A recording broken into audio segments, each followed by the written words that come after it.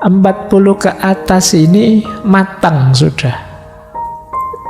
Segala dalam hidupnya sudah tertata, tertib.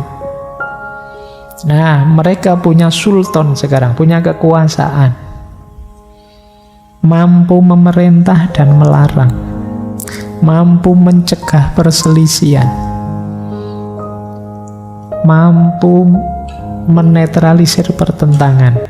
Ngaji Filsafat bersama Bapak Fahrudin Faiz. Mari kita simak.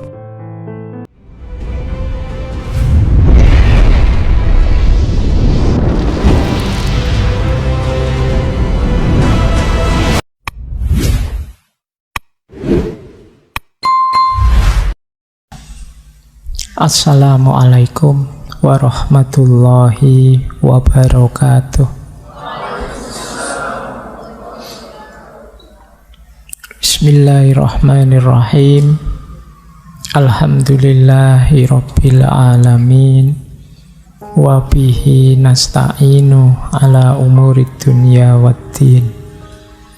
Allahumma sholli wa sallim wa barik ala habibina wa syafi'ina sayyidina wa maulana Muhammadin wa ala alihi wa ashabihi wa man tabi'ahum bi ihsanin ila yaumiddin. Amma ba'du. Bismillah, mari kita lanjutkan lagi ngaji kita. Baik, bismillah, kita lanjutkan belajar lagi. Dalam persaudaraan ini, diri dilupakan. Semua saling membantu. Semua bergantung pada bantuan dan nasihat masing-masing. Dan jika salah satu saudara melihat bahwa akan baik bagi yang lain jika ia mengorbankan nyawa untuknya, ia dengan rela memberikannya. Jadi itulah ikhwanus sofa, saling membantu, saling melindungi, bahkan siap berkorban nyawa. Semoga kalian punya sahabat-sahabat yang seperti ini. Kalau tidak ada ya cari. Atau cara berpikirnya dibalik. Jadilah kalian sahabat sekualitas ini, sehingga temanmu bahagia. Nah, cuma mungkin kalau hari ini ndak akan minta bantuan aneh-aneh, ndak mungkin lah sampai mengorbankan nyawa ya. Kalau persahabatan dan paling utang. Ya ndak apa-apa lah, masuk nyawa dikorbankan, utang saja ndak. Baik, nah ini dari sisi namanya. Dari sisi keberadaannya memang Ikhwanus Sofa ini kelompok yang misterius. Jadi sampai hari ini masih belum definitif jumlahnya mereka itu berapa. Siapa saja mereka itu. Bahkan orang-orang kelompok Ikhwanus Sofa ini menganggap diri mereka seperti Ashabul Kahfi. Jadi bersembunyi di dalam gua. Mereka para intelek, para ulama, orang pintar yang bersembunyi di dalam gua karena menghadapi situasi saat itu yang tidak kondusif. Mereka ini hidup di era Abbasiyah. Pusatnya ada yang bilang di Basroh, ada yang bilang di Baghdad, tapi ada tesis bahwa mereka ini sebenarnya di mana-mana ada, termasuk sampai Suriah.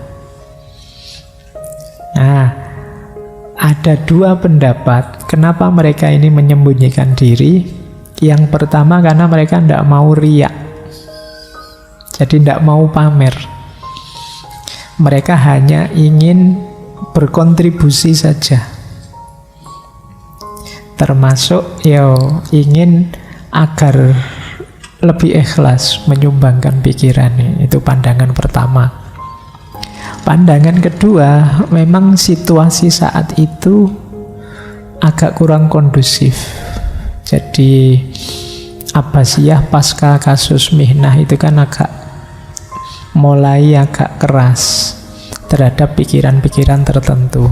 Nah, diasumsikan gagasan-gagasannya kelompok Ikhwanus Shafa ini banyak yang tidak populer, khawatir kontroversial, dan itu nanti membahayakan mereka sendiri. Bahkan nanti di salah satu khalifah Abbasiyah ada yang memfatwa mereka sesat, terus bukunya dibakar semua. Meskipun ya bukunya sudah terlanjur tersebar kemana-mana, yang Rosail Ikhwanus Shafa itu. Jadi memang secara politik situasinya kurang menggembirakan untuk gagasan-gagasan mereka. Mereka ini sering disebut kelompok batini, karena cara berpikirnya agak esoteris, sangat kental sekali bau sufistiknya. Nah, ada beberapa perspektif tentang siapa mereka. Ini saya cerita dulu tentang kelompok ini ya, karena sampai hari ini ya memang masih misterius. Ada yang bilang mereka ini Ismailiyah, Syiah. Dari sebenarnya yo sebagian besar gagasannya gagasan esoterisme khas Syiah. Ada yang membantah itu, ndak. Ini dari beberapa indikasi sebenarnya ini Sunni, tapi Sufi. Nah, kalau yang bilang tadi Syiah misalnya, di situ saya tulis Ian Richard Nepton dan kawan-kawan. Kalau yang bilang Sunni Sufi itu ya Goldziher dan kawan-kawan, para orientalis.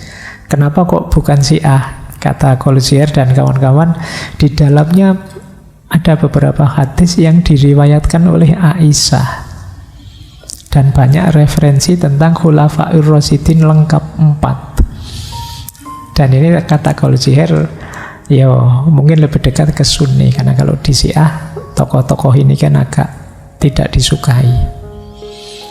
Kemudian ada juga beberapa bagian yang mencela kelompok Rafidah Syiah. Juga ada bagian yang menyetujui ijma'. Ijma' itu kesepakatan para ulama sebagai dasar hukum. Yang ini agak berbeda, karena kalau Syiah kan imam. Nah, itu argumennya Goldziher. Kalau yang bilang Ismaili, ya memang sebagian besar isinya itu cenderung seperti ajaran esoterisme Ismailiyah. Ada yang bilang Mu'tazilah, karena banyak mewarisi Neoplatonisme. Gagasan-gagasan khas keberagamaan rasional yang basisnya akal. Ada lagi di situ saya kutip pendapatnya Syekh Abu Hayyan At-Tauhidi. Syekh Abu Hayyan At-Tauhidi ini hidup sejaman dengan mereka. Nah, kalau Syekh Abu Hayyan menyebut, saya kenal beberapa di antara orang-orang Ikhwanus Shafa ini, dan disebutlah nama-nama itu. Misalnya Syekh Abu Sulaiman Al-Busti yang dikenal dengan Al-Muqaddasi, Syekh Ali bin Harun Az-Zanjani, Syekh Muhammad Al-Nahrajuri atau Al-Mihrajani, Al-Afwi, dan Zaid bin Rifai. Nah ya, yes, kalian dengarkan saja, jangan dihafalkan, tidak ada ujiannya. Pokoknya kalian paham saja. Kalau nanti kapan-kapan butuh referensi, mungkin mau melacak pastinya mereka siapa, ya monggo. Jumlahnya tidak diketahui berapa, tapi gagasan-gagasannya tersebar. Nah, itu uniknya kelompok Ikhwanus Shafa ini. Yang sampai ketika ya monumental Rosail Ikhwanus Shafa, ini bentuknya ensiklopedi. Nah, Rosail ini menarik. Kalau teman-teman males banyak membaca tentang ilmu-ilmu yang berkembang zaman itu, teman-teman boleh cari Rosail ini. Kitab ini komprehensif, kontekstual, mudah dipahami. Meskipun tebal, dan adanya bahasa Arab yang saya punya. Ya kalian kan kalau yang bahasa Arab itu mesti terus tanya ada terjemahannya enggak, Pak? Oke, saya tidak tahu ada apa enggak karena saya tidak mengikuti dunia perbukuan penerjemahan. Mungkin ada sebagian-sebagian. Ini sifatnya ensiklopedi. Ada 52 risalah. Risalah itu kayak surat. Makna terjemahnya, tapi sebut saja 52 bab. Kemudian ada yang bilang 53. Tapi yang masyhur 52. Bab pertama tentang matematika. Yang itu isinya aritmatika, geometri, astronomi, geografi, musik, logika. Termasuk isagogi, kategori, interpretasi, analisis. Ini bidang-bidang yang kalian tidak lulus semua ini. Ini matematika itu kan. Terus yang kedua ilmu alam. Kalau ilmu alam 17 surat, 17 bab tentang materi dan bentuk, kebangkitan dan kerusakan, metalurgi tentang logam, meteorologi tentang hakikat alam, tentang tumbuhan, hewan, termasuk dongeng-dongeng. Itu bagian kedua. Bayangkan ini, kelihatan seperti ilmu seluruh dunia jadi satu. Bagian ketiga psikologi. Psikologi membahas psikis intelektual, hakikat intelek, simbolisme siklus temporal, ini filsafat tentang waktu, esensi mistik cinta, kebangkitan, sebab akibat, kausalitas, definisi dan deskripsi.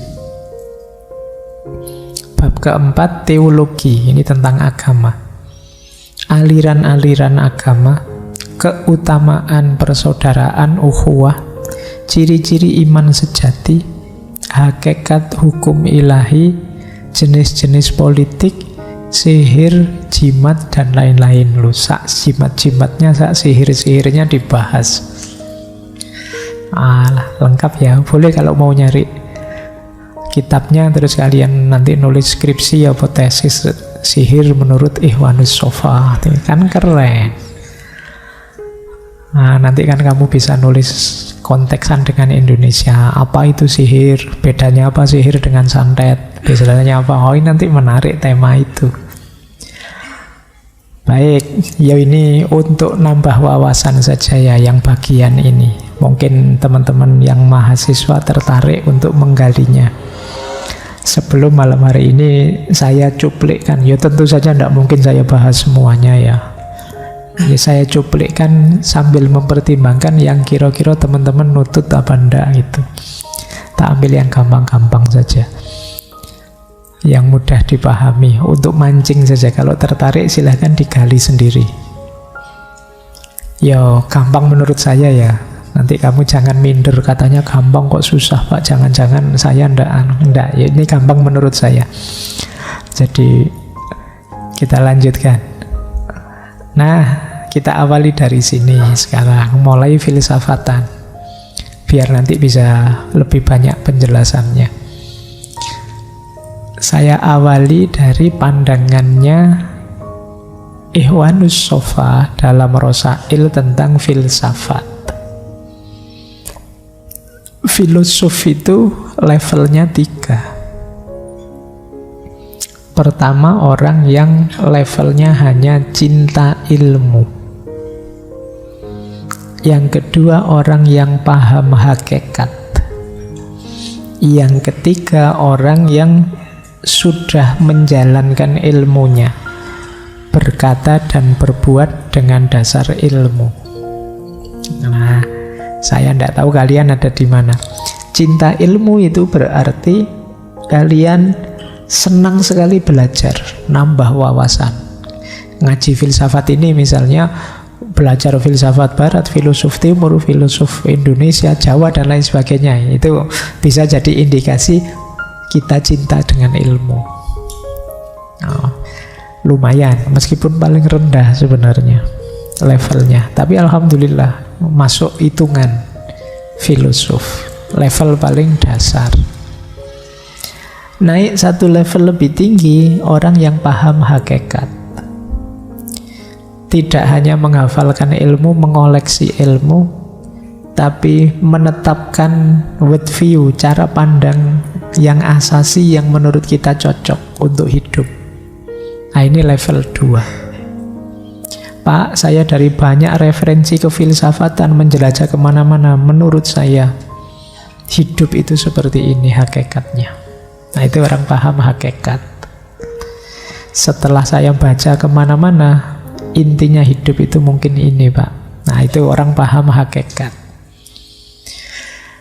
Yo, ini agak berat. Semoga ada yang nyampe sini. Meskipun dengan jalan roto ngawur-ngawur sidik Bapak iso. Jadi paham hakikat itu ngerti bener, oh ternyata ini toh hidup itu. Intinya ini toh. Pasti bukan orang yang masih terpesona dengan dunia. Pasti bukan orang yang masih terlena dengan kenikmatan-kenikmatan sesaat. Kalau parameternya masih itu, ya masih belum nyampe ke paham hakikat. Orang yang memang paham, itu otomatis hidupnya jadi terarah baik, karena paham itu membuahkan kesadaran. Tidak sekedar tahu. Pak, saya tahu kok Pak, kalau ini utama, itu utama, tapi sementara saya masih belum bisa menjalankan. Yo, kamu belum bisa disebut paham beneran. Kalau kamu paham beneran bahwa itu utama, kamu akan merasa sangat sayang untuk meninggalkannya. Kalau kamu paham beneran bahwa itu bagus, kamu akan eman untuk tidak mengambilnya. Kalau masih tega kamu tinggal, kalau masih tega kamu buang, sebenarnya kamu belum paham nilainya. Kayak ada emas atau ada uang banyak itu loh, kan kamu paham nilainya, maka kamu kan nggak tega kalau dibuang. Buang uang, buang emas kan nggak tega, karena kamu tahu nilainya. Sama dengan orang yang paham hakikat ini. Begitu dia paham, ya pasti kalau di Rosail itu ya tidak akan tergoda lagi dengan dunia, karena dia tahu yang lebih hakiki. Itu yang dirasakan oleh para sufi yang nyampe makom tertinggi. Apakah itu makrifat, apakah itu itikad, dan lain sebagainya. Itu level 2-nya filosof. Level 3-nya implementasi. Setelah itu maka ekspresi dirinya sesuai dengan ideal di kepalanya, dengan kesadarannya. Otomatis hidupnya jadi baik, kata-katanya baik, tingkah lakunya baik. Jadi belajar filsafat versinya Rosail, versinya Ikhwanus Sofa ini nanti arahnya sama seperti tasawuf. Karena bagi mereka ya ke situ nanti ujungnya. Nah, itu levelingnya filosof.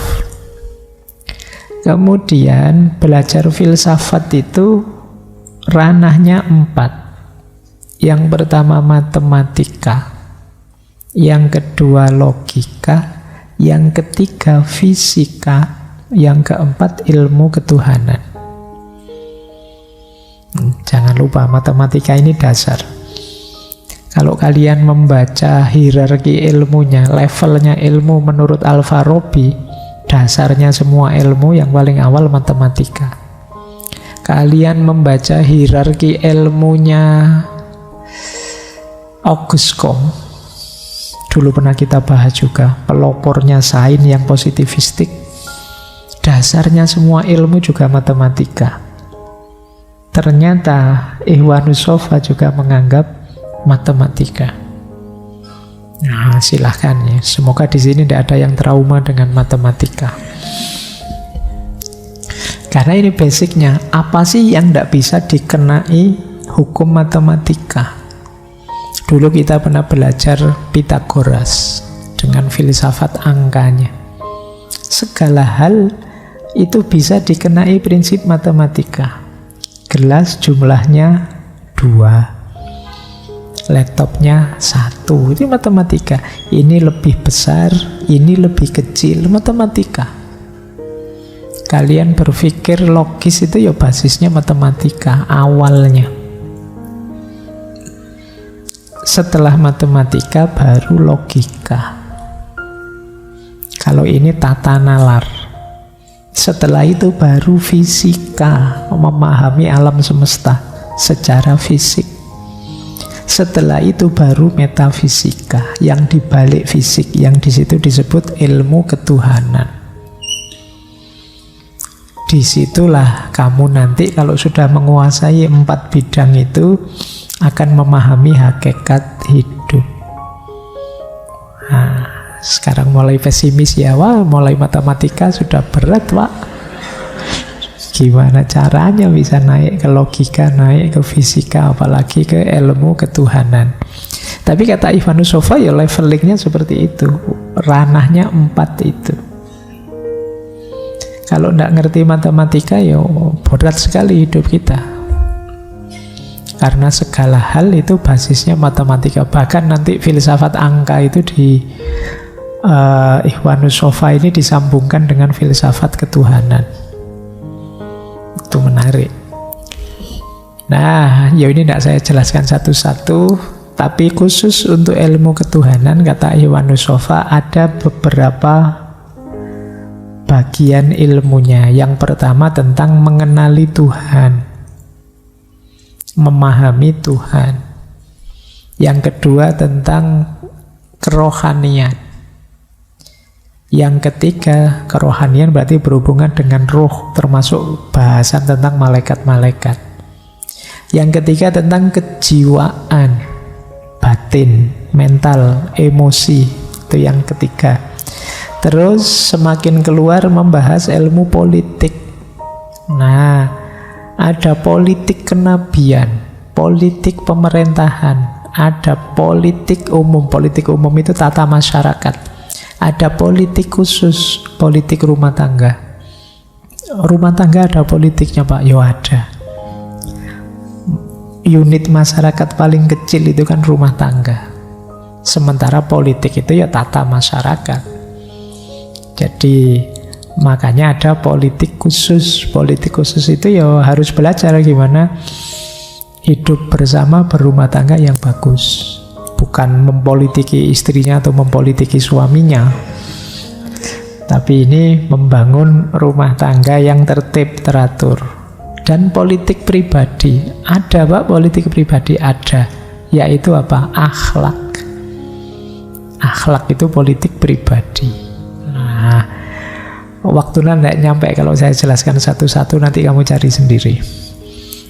Politik khusus, politik pribadi, politik umum, politik pemerintahan, politik kenabian. Terakhir, ilmu ketuhanan itu membahas keakhiratan, hidup sesudah mati. Baik, ya ini pengenalan saja. Itulah ranah kajian filsafat versi Ivanus Sova. Oke, saya lanjutkan. Nah, mereka juga membahas hubungan filsafat dan agama. Apa sih beda dan samanya keduanya?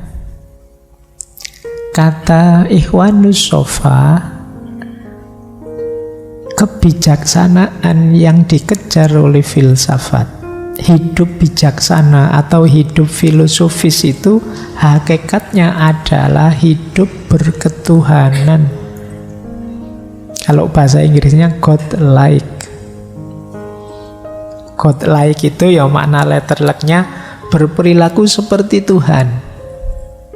Kalau bahasa tasawufnya takhollak bi akhlakillah. Jadi filsafat kan tujuannya sofia, kebijaksanaan. Ayo hidup bijaksana. Hidup bijaksana itu hidup dengan nilai-nilai ketuhanan. Kalau dalam bahasa Indonesia mungkin istilahnya kan ketuhanan. Sila pertama Pancasila itu ketuhanan.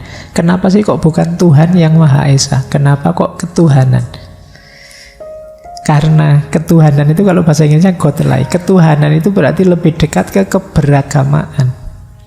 Tidak sekedar saya percaya ada Tuhan yang Maha Esa, tapi hidupku adalah hidup seorang yang percaya. Itu namanya berketuhanan. Jadi ketuhanan yang Maha Esa itu kan, ketuhanan kan kata sifat, berhubungan dengan karakter. Berarti berketuhanan itu karakter kita itu seperti karakternya orang yang punya Tuhan. Misalnya kalau ada orang kok putus asa, terus kita kritik dia, kamu kok putus asa sih, katanya punya Tuhan. Kamu kan berketuhanan, kok bisa putus asa gimana? Kayak tidak punya Tuhan saja. Nah itu istilah ketuhanan, yang bahasa Inggrisnya God-like. Nah tujuannya filsafat ke situ, kata Ikhwanus Shafa. Pada puncaknya filsafat akan membawa kita pada perilaku ketuhanan, pada agama. Bandingkan dengan kata-katanya dulu kita pernah mengkaji Francis Bacon, bapaknya Said modern. Francis Bacon bilang filsafat itu kalau sedikit setengah-setengah sering menjauhkan orang dari agama. Tapi semakin banyak filsafat semakin mendekatkan orang dengan agama. Nah, terserah kalian setuju apa enggak dengan kata-katanya Francis Bacon ini. Benar enggak sih kalau belajar filsafat sedikit-sedikit malah jauh dari agama, kalau banyak malah dekat dengan agama? Nah, saya jauh dekat tetap jauh Pak dari agama, enggak pernah mikir. Yang kamu enggak serius kok belajarnya. Jadi ya monggo saja kamu cek sendiri. Mungkin kayak orang yang baru belajar silat itu ya, biasanya yang sudah grandmaster yang ilmunya paling tinggi juga lebih tawadu. Yang ngamuan tersinggungan kan yang kecil-kecil yang baru belajar itu. Sama kayak kalian kan begitu baru belajar filsafat, kayak ini nek ngomong di filsafat-filsafatkan. Wah. Ayo. Baru ikut ngaji filsafat berapa kali presentasinya eksistensi, esensi. Oke, ya wis kaya ngono itu. Nah, jadi filsafat itu ujungnya adalah God-like behavior, perilaku-perilaku yang orang yang berketuhanan, mirip Tuhan, takholak bi'ahlakillah. Jadi sejalan saja filsafat itu dengan agama. Ya kalau agama menuju ke sana dengan pedoman wahyu, kalau filsafat dengan mendayagunakan akal budinya manusia. Karena sejalan saja, ya tentu saja kalau dua jalur ini kita pakai bareng, kita tambah mantep. Kita tambah yakin dengan kebenaran agama kita. Jadi persamaan pertama itu. Persamaan kedua, dua-duanya mengajak kita untuk bahagia dengan cara jadi orang baik. Agama kan menyuruh kita jadi orang baik. Filsafat juga begitu, menyuruh kita jadi orang baik. Demi apa? Bahagia. Tidak ada orang yang tidak ingin bahagia. Semua orang ingin bahagia. Ya kalau orang beragama bahagianya bahkan bahagia dunia, bahagia akhirat. Di titik ini sama kata Ikhwanus Shafa antara filsafat dan agama.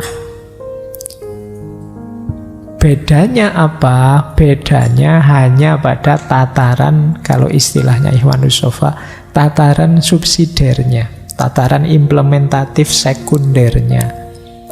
Gaya bahasa yang dipakai berbeda, rute yang ditempuh berbeda. Jadi di sisi ininya beda. Mungkin kalau agama dengan kepatuhan, dengan ibadah, dengan kepasrahan total, sementara kalau filsafat lewat jalur yang berbeda dengan mengkritisi, menempatkan pemahaman dan lain sebagainya.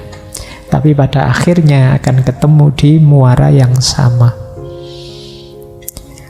yaitu kebahagiaan hidup dunia akhirat dan God-like behavior tadi, perilaku yang mirip Tuhan. Semoga tidak ada yang salah paham kata mirip Tuhan. Mirip Tuhan itu gini loh, Tuhan itu penyayang, kita juga penyayang. Tuhan itu pemaaf, kita pemaaf. Tuhan itu hakim, bijaksana, kita juga bijaksana. Itu yang disebut takholak bi akhlakillah kalau dalam tasawuf. Nah, belajar filsafat juga bisa sampai ke sana kalau mendalam dan serius. Baik, kita lanjutkan. Nah, di Rosail juga dijelaskan ada beberapa kontribusi filsafat yang utama pada agama. Tadi kan disebut tidak bertentangan. Lah terus apa yang diberikan oleh filsafat pada agama? Kata Iwanus Sofa, kontribusi paling utama yang diberikan oleh filsafat pada agama adalah pemahaman mendalam yang tidak berhenti hanya pada pengertian-pengertian lahiriah. Jadi agama itu kan pegangannya wahyu, pedomannya wahyu. Nah, filsafat membantu memahami wahyu lebih dalam. Tidak sekedar bunyinya wahyu. Karena di balik wahyu ada makna-makna. Itu yang kata Iwanus Sofa, kontribusinya filsafat pada agama. Filsafat mengajarkan manusia tidak berhenti hanya pada makna lahiriah. Kalau hanya berhenti pada makna lahiriah kok rasanya kurang dalam, rasanya dangkal.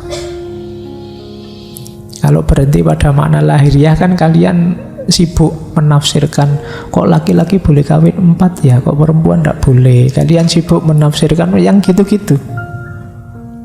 Ayat perangilah mereka dan ayat-ayat gitu yang menyibukkanmu, padahal di balik setiap ayat ada makna yang lebih dalam.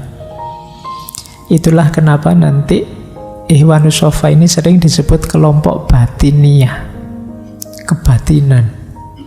Nah, kemarin dulu kita pernah belajar di Jawa ada istilah kebatinan. Nah, ini kebatinan versi Timur Tengah. Alirannya Ikhwanus Sofa. Kata mereka, kekufuran, kekeliruan, kebodohan, kebutaan itu tidak bisa jernih melihat kebenaran adalah mencukupkan diri dengan tafsiran-tafsiran zahiriyah yang hanya fokus pada kesenangan ragawi dan imbalan kasat mata. Kenikmatan-kenikmatan fisik yang dikejar, ingin kaya, ingin sukses, ingin nyaman. Imbalannya juga seputar itu. Ayo kalian berdoa selama ini minta apa? Saya tidak pernah berdoa, Pak. Kalau ada masalah saja berdoa. Jangan-jangan ada yang begitu. Atau saya rajin berdoa, Pak. Saya sholat duha segala, Pak. Tujuannya biar rezekinya lancar, Pak. Oh iya, alhamdulillah masih mau berdoa. Tapi masih ada pamrih kasat mata. Jangan-jangan kalau sudah berbulan-bulan berdoa terus, saya rajin tahajud loh, Pak. Saya rajin sholat duha. Kok enggak kaya-kaya ya, Pak? Ya sembuh meneh. Pamrihmu pamrih yang kasat mata sih. Nah, itu yang dikritik oleh Ikhwanus Sofa. Mbok ya lebih dalam memahaminya. Jangan sekedar melihat dari luarnya saja. Makanya mereka ini nanti memposisikan agama. Yang pertama agama itu fitrah, yang kedua agama itu din, yang ketiga agama itu penyuci jiwa. Fitrah itu naluri bawaan sejak lahir. Dorongan dari dalam jiwa itu fitrah. Makanya saya lupa dulu di sesi apa, ada pandangan bahwa tidak mungkin manusia itu tidak beragama. Kalau ada yang tidak beragama, kemungkinan dia menyandarkan naluri keberagamaannya pada yang lain, yang tidak dianggap agama secara formal oleh manusia. Kalian menyembah Allah, seorang muslim, nanti ada yang menyembah Tuhan yang lain. Yang tidak beragama mungkin punya sembahan yang lain dalam tanda petik. mungkin hartanya, mungkin jabatannya, bahkan bisa jadi menyembah pikirannya sendiri. Nah, kenapa? Karena agama itu dorongan, sifatnya fitrah. Karena manusia itu punya ciri banyak kurangnya. Jadi itu yang membuat dia akan selalu mencari sandaran. Hidup kita itu kan serba tidak pasti, serba banyak kekurangan. Makanya kita sering mencari sandaran kemana-mana. Kita merasa bisa bersandar pada harta, kita merasa bisa bersandar pada jabatan, kita merasa bahkan bisa bersandar pada pikiran kita. Itu yang kadang-kadang membuat kita mempertuhankan ini semua.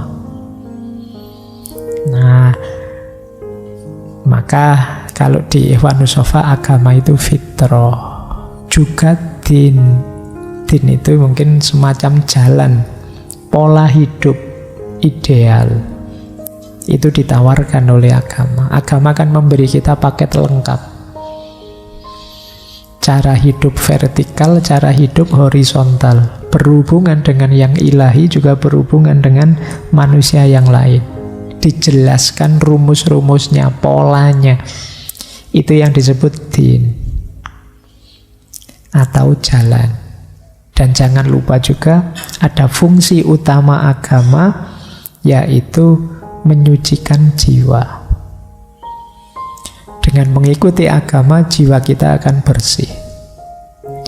Loh, ini banyak dijelaskan ketika sesi-sesi tasawuf. Nah, 3 hal ini akan tambah kuat kalau didukung oleh filsafat. Kata Ikhwanus Shafa, fitrah kita akan terwadahi oleh akal budi kita dengan kita masuk ke ranah filsafat.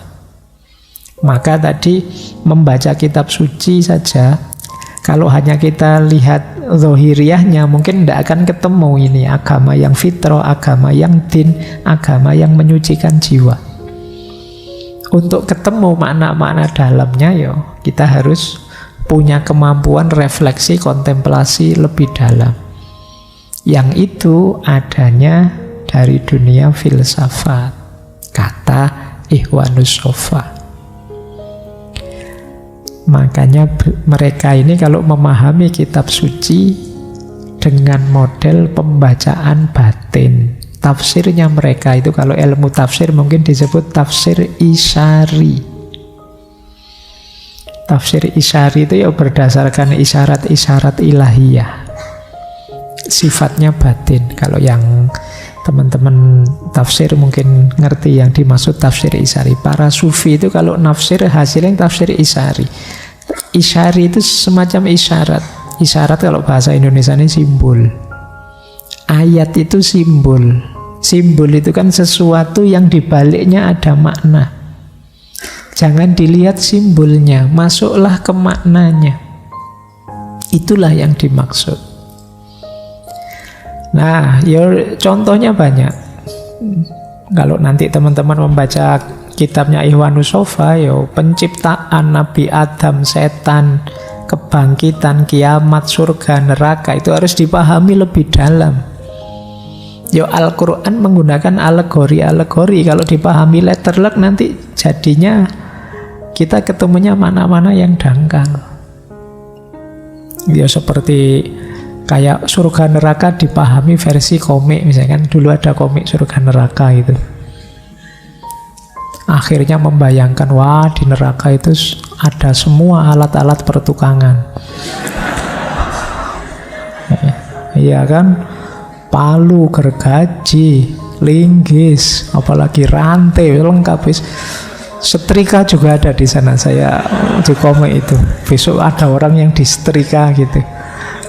Ya, itu kan bahasa-bahasa simbolis, tapi kita maknai harafiah. Jangan-jangan ada yang membayangkan surga itu kayak hotel bintang 5 itu, jadi yang kelas VVIP paling atas, nanti minta apa saja diberi, minta apa saja. Mungkin ada yang membayangkan seperti itu. Karena Al-Quran turunnya di Arab, mungkin ada yang kamu tidak nyampe, misalnya kolam susu sama kolam madu itu, kamu membayangkan buat apa ya Pak kolam susu, kolam madu itu.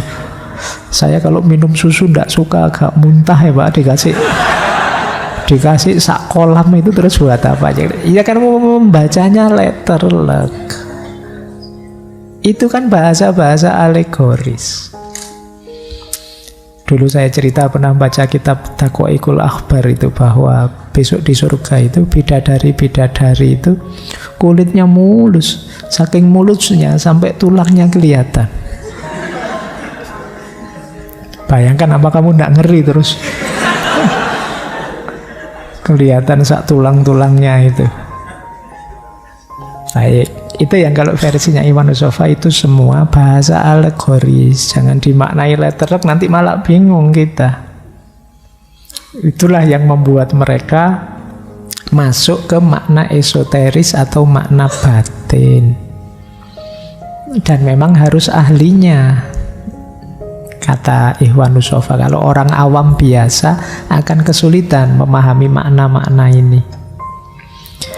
Ya salah satu contoh mereka misalnya memaknai Allah menurunkan hujan dari langit. Itu pun dimaknai simbolik oleh kelompok Ikhwan Usofa ini. Kita kan ya biasa kan hujan dari langit.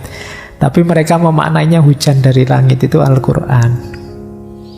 Dia sumber kehidupan, dia menyegarkan. Dia menjadi kunci hidup kita. Maka yang dimaksud air yang tumpah dari langit itu Al-Quran. Nah, kayak gini-gini namanya makna batin. Baik, saya beri satu contoh bagaimana Ikhwan Usofa memaknai spiritualitas manusia dari banyak tafsir. Nanti kalau ada yang tertarik boleh dicek. Cuma tidak saya tulis ayatnya, saya bunyi ayatnya. Ini tentang rute spiritualnya manusia. Jadi kata Ikhwan Usofa, perjalanan spiritual manusia itu melalui 4 tahap. Dimulai dari saat dia balik dan puncaknya umur 50 tahun ke atas. Nah, usia 15 sampai sekitar usia 25, ini kata mereka itu fase al-abror war-ruhama. Abror itu orang-orang baik, ruhama itu orang-orang penuh kasih sayang. Nah, usia kalian mungkin di ini, di nomor 1 ini. Kecuali ada yang lebih tua. 15 sampai 25 ya ini. Kalau saya sudah ke bawah usianya. Cirinya perjalanan spiritual di usia ini, orang yang menempuh perjalanan spiritual di awal ini adalah pikirannya jernih, batinnya bersih, sehingga mudah menangkap makna-makna dalam. Itu ciri pertama. Kalau kalian yang di usia ini merasakan itu, pikiranmu bersih, batinmu jernih, jadi ketika membaca, memahami sesuatu cepat, menangkap maknanya cepat, kalian ada di rute spiritual yang pertama. Nah, kelompok Abror Warruhama ini menafsirkan ayat surat An-Nur ayat 59. Manusia yang sudah mulai balik, mulai bisa berpikir. Pak, saya sudah hampir 25 tapi batinnya belum bersih, pikirannya belum jernih. Ya berarti rutemu tidak di situ.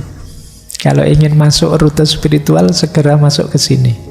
Ya berarti ikhtiar-ikhtiar tazkiyatun nafas, pembersihan diri, pembersihan jiwa diperlukan.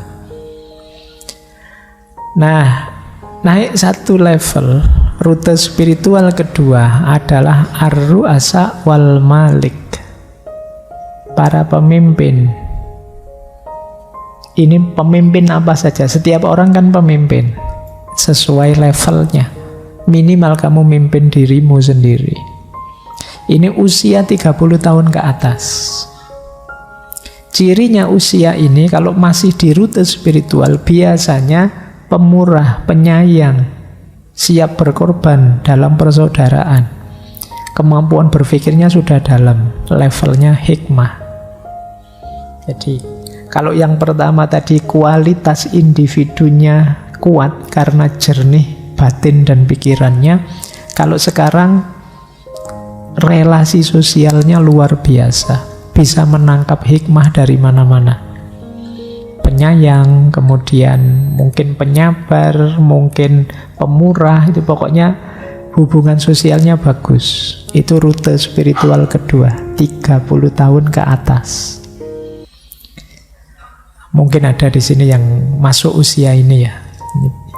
Kalau di usia ini kalian, Pak, saya di usia ini kok masih belum pemurah, Pak, Wong masih belum punya apa-apa. Persaudaraan juga belum jalan, nyari jodoh nggak ketemu-ketemu juga, Pak, misalnya.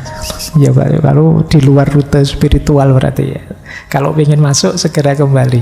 Ini dasarnya surat Al-Qasas, ayat 14. Nah, ada fase spiritual ketiga, kata Ikhwanus Sofa, adalah fase Al-Muluk was Sultan, 40 ke atas. Ini termasuk saya berarti. 40 ke atas ini matang sudah. Segala dalam hidupnya sudah tertata, tertib. Nah, mereka punya sultan sekarang, punya kekuasaan. Mampu memerintah dan melarang, mampu mencegah perselisihan, mampu menetralisir pertentangan dengan cara lemah lembut, dengan cara penuh kasih sayang. Jadi ini lebih powerful daripada yang kedua. Yang kedua tadi kan sekedar baik dengan sesama. Kalau yang ketiga ini bisa mewujudkan ideal-ideal, bisa menghalangi kerusakan. Ini jalan spiritual ketiga. Kata Ikhwanus Sofa, ini dasarnya surat Al-Ahqaf ayat 15. Nanti kalian cek satu-satu ayat ini. Puncaknya ini menarik. Justru puncaknya para filosof. Ini usia 50 tahun ke atas. Kita semua berarti belum ada yang di situ. Saya tidak tahu, mungkin ada bapak ibu yang sepuh yang malam hari ini hadir. Tapi ini saya saja belum bisa disebut filosof. Karena usianya 50 tahun ke atas. Jadi matang ilmu, matang secara sosial, matang secara politik, dan juga mencapai puncak dalam bidang pemikiran. Mereka ini punya kualitas kemalaikatan ketuhanan. Cirinya apa? Hidupnya pasrah dan ridho, total menerima apapun keputusannya Allah. Di level inilah sudah mulai memahami hakikat, sehingga bisa mengambil jarak dari dunia materi. Ciri utamanya mereka ini sangat dekat dengan Allah. Itu level puncaknya rute spiritual. Ayat yang ditafsirkan apa? Al-Fajr 27-28. Kalau ini saya hafal. Ya ayyatuhan nafsul mutmainnah. Ya, sing gampang-gampang hafal. Saatnya kita kembali rodiyata mardiyah. Kita ridho pada apapun ketetapannya Allah, dan Allah ridho pada kita. Ya ini boleh setuju, boleh tidak. Tapi kan ini cara mereka nafsir seperti ini. Ini yang disebut perjalanan spiritual manusia, tipe-tipe spiritual manusia. Pak, saya kalau usia sih sudah waktunya muluk wasulton, tapi ternyata saya masih seperti ABG Pak 1525 itu, masih berjuang di situ. Ya enggak apa-apa. Mungkin aspek usianya bisa kamu tutupi sementara. Yang penting kamu setahap demi setahap menuju puncak. Nah, kalau ini mudah, di banyak filosof dijelaskan juga tentang jiwa dan kekuatannya. Jiwa kita punya 3 daya atau 3 kekuatan, yaitu kekuatan nutritif dari jiwa vegetatif, yang kedua kekuatan sensitif dari jiwa binatang, yang ketiga kekuatan rasional dari jiwa manusia. Jadi jiwa kita itu ada nutritifnya, ada sensitifnya, ada rasionalnya. Daya tumbuh, daya reproduksi itu nutritif. Kemudian emosi, persepsi, keinginan, hasrat, ambisi itu jiwa binatang. Kemudian akal dan hati itu jiwa rasional. Jiwa vegetatif dimiliki semua makhluk hidup. Jiwa binatang dimiliki hanya oleh manusia dan binatang. Jiwa manusia yang rasional tadi hanya dimiliki oleh manusia saja. Nah, jiwamu ada 3 daya itu. Saya tidak tahu yang dominan yang mana. Kalau yang dominan yang manusia rasional, ya hidupmu sangat rasional. Penuh perasaan karena hatimu hidup, akalmu hidup. Hidupmu cerah.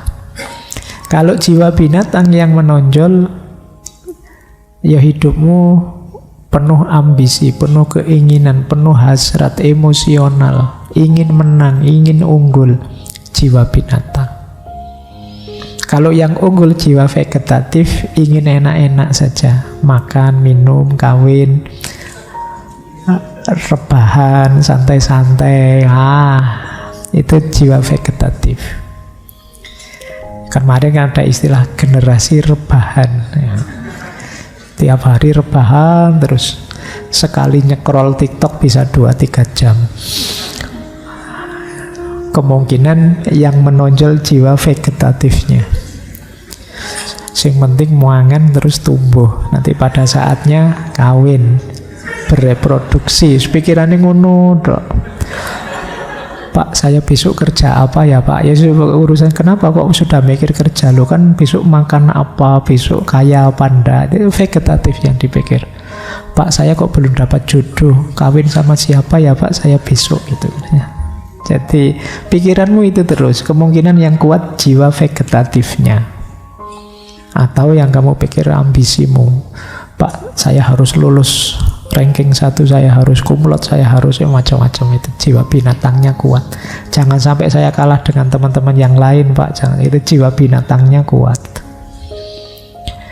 Sebentar lagi ada kampanye ini, kompetisi menang-menangan. Nah itu yang menonjol jiwa binatangnya. Kamu tetap rebahan saja ya, nggak usah ikut-ikutan.